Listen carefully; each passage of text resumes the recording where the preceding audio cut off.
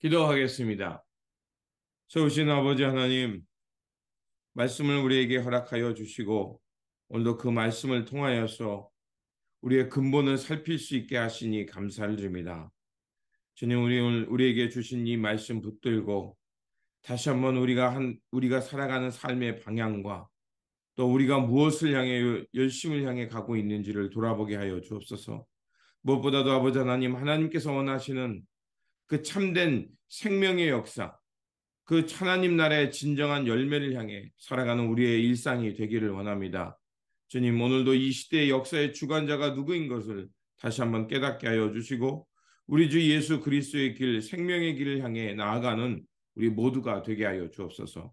우리 구주 예수 그리스도의 이름으로 기도드립니다. 아멘. 오늘 우리에게 주신 말씀은 예레미야 22장 13절에서 23절입니다. 불의로 궁전을 짓고 불법으로 누각을 쌓으며 동족을 고용하고도 품삯을 주지 않는 너에게 화가 미칠 것이다. 내가 살 집을 넓게 지어야지, 누각도 크게 만들어야지 하면서 집에 창문을 만들어 달고 백향목 판자로 그 집을 단장하고 붉은색을 칠한다. 내가 남보다 백향목을 더 많이 써서 집 짓기를 경쟁한다고 해서 내가 더 좋은 왕이 될 수 있겠느냐? 내 아버지가 먹고 마시지 않았느냐? 법과 정의를 실천하지 않았느냐? 그때 그가 형통하였다. 그는 가난한 사람과 억압받는 사람의 사정을 헤아려서 처리해 주면서 잘 살지 않았느냐?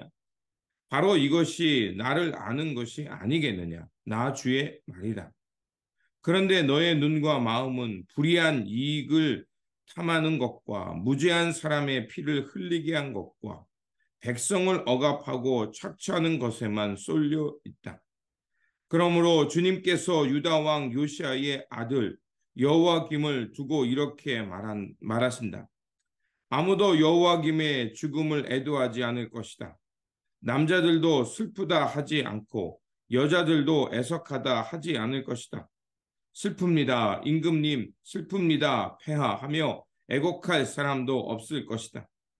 사람들은 그를 끌어다가 예루살렘 성문 밖으로 멀리 내던지고 마치 나귀처럼 묻어버릴 것이다. 예루살렘아, 너는 레바논 산에 올라가서 통곡하여라.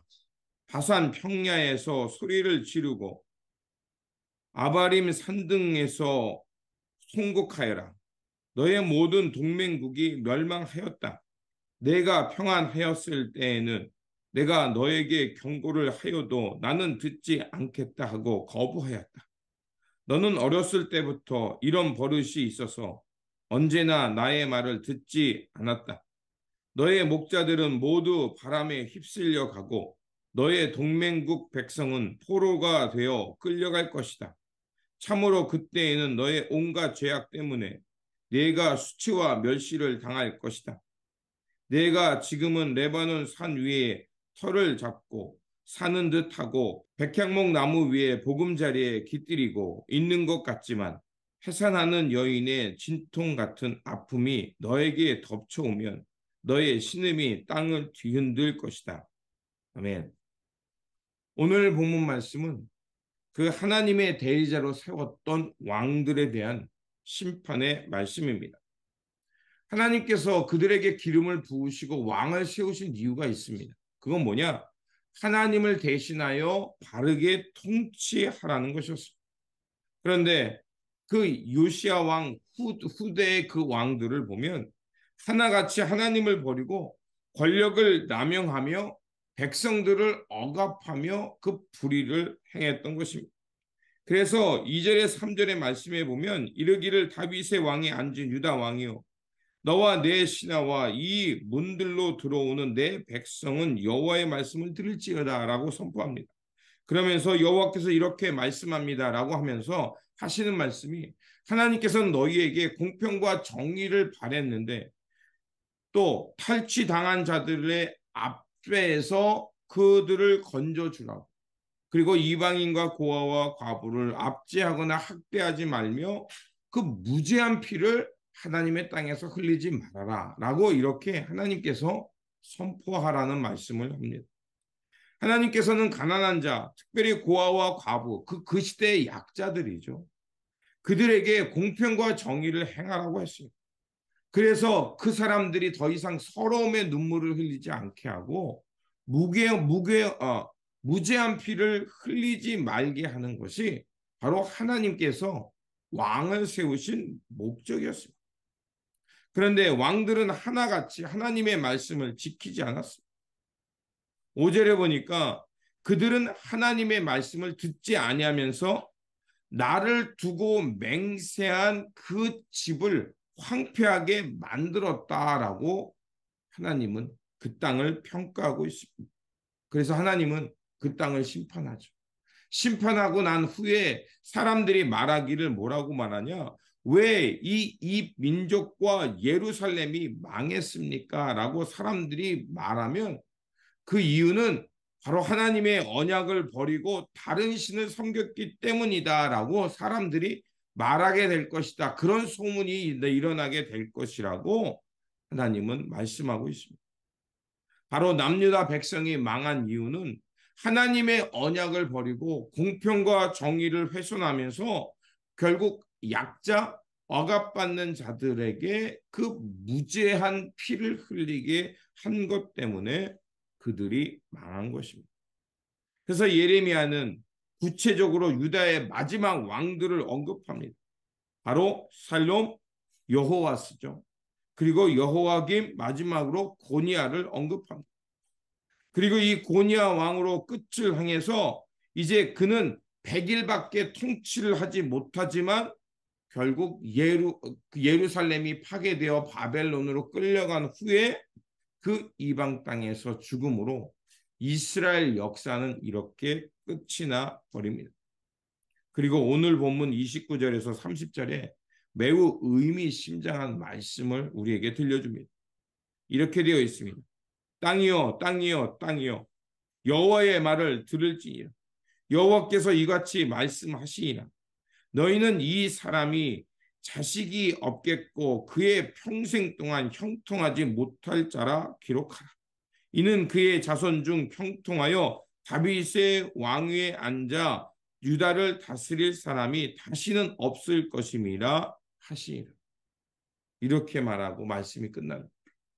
자, 사람을 부를 때 누구야 누구야 누구야 3번 정도 부른다는 건 뭐예요? 제발 내가 부르는 소리를 들으라는 얘기잖아요. 그런데 땅이여 땅이여 이렇게 3번 부른다는 것은 그들이 이렇게 불렀음에도 불구하고 하나님의 말씀을 경청하지 않았다라는 것을 의미합니다. 결국 이 말씀은 그들이 어릴 적부터 하나님의 말씀에 대해서 듣지 않았고 결국 이러한 최후를 맞이하게 하게 되었다는 하나님의 안타까움이 녹여져 있는 겁니다.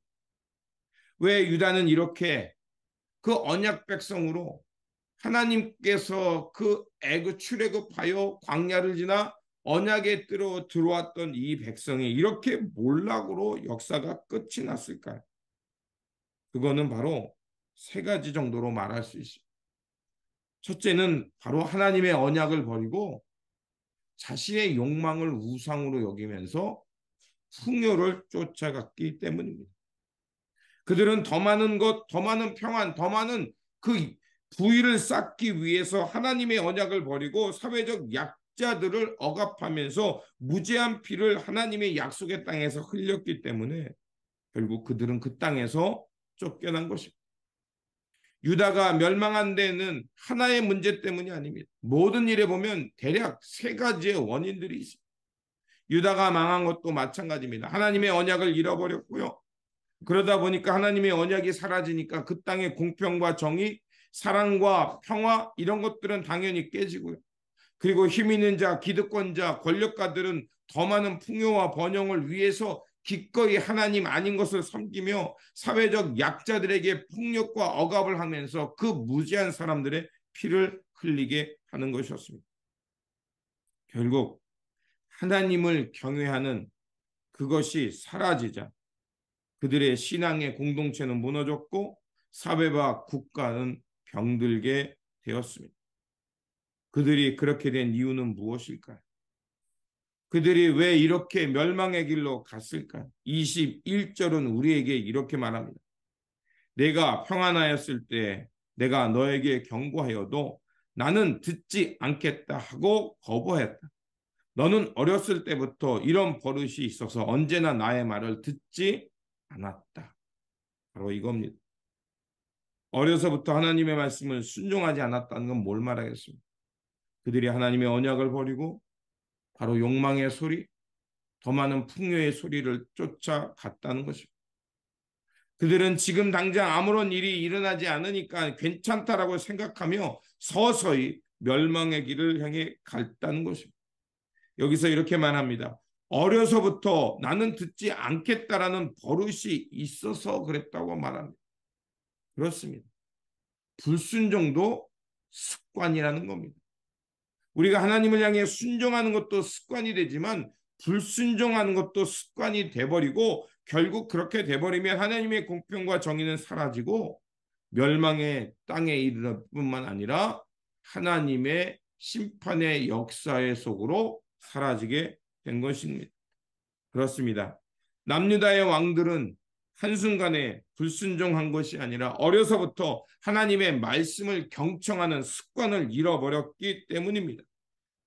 그들은 하나님의 대리자로서 하나님의 의의 땅을 세우는데 실패했고 그 실패는 결국 사회와 국가와 공동체 모두가 실패하게 만들었던 것입니다.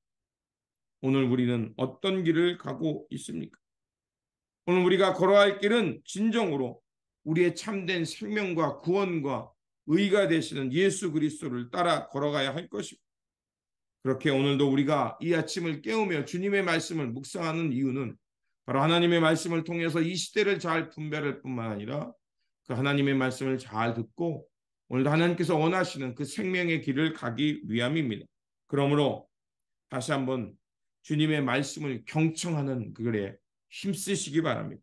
그리고 바르게 듣고 바르게 순종함을 통해서 우리 주 예수 그리스도께서 이끌어 가시는 참된 생명과 의의 세상, 하나님의 평안과 공평이 있는 세상을 향해 오늘도 살아가는 저와 여러분들이 되시기를 주님의 이름으로 축원드립니다. 기도하겠습니다. 생명과 구원의 하나님, 우리의 삶이 언제 어디서나 하나님의 말씀을 중심으로 삼고 살아가는 삶이 되게 하여 주옵소서. 평안하다고 느낄 때 더욱 주님의 말씀에 귀를 기울이게 하시고 그 말씀에 순종하는 습관이 들게 하여 주옵소서. 하나님을 아는 지식으로 끝나지 않게 하시고 그 지식이 우리 삶의 체화가 되어서 모든 사람들에게 하나님의 의와 평강, 공평과 정의를 실행하는 삶이 되게 하여 주시고 우리가 더 큰 성공, 더 화려한 것을 쫓아 살다가 하나님 앞에서 심판받는 그런 어리석은 인생이 되지 않게 하여 주옵소서. 오늘도 우리의 삶을 지켜주시고 우리가 곁길로 갈 때 성령으로 말씀하여 주셔서 바른 길로 돌아와 즉시 주님께 복종하며 하나님의 거룩한 나라를 향해 살아가는 우리 모두가 되게 하여 주옵소서. 우리 구주 예수 그리스도 이름으로 기도드립니다. 아멘.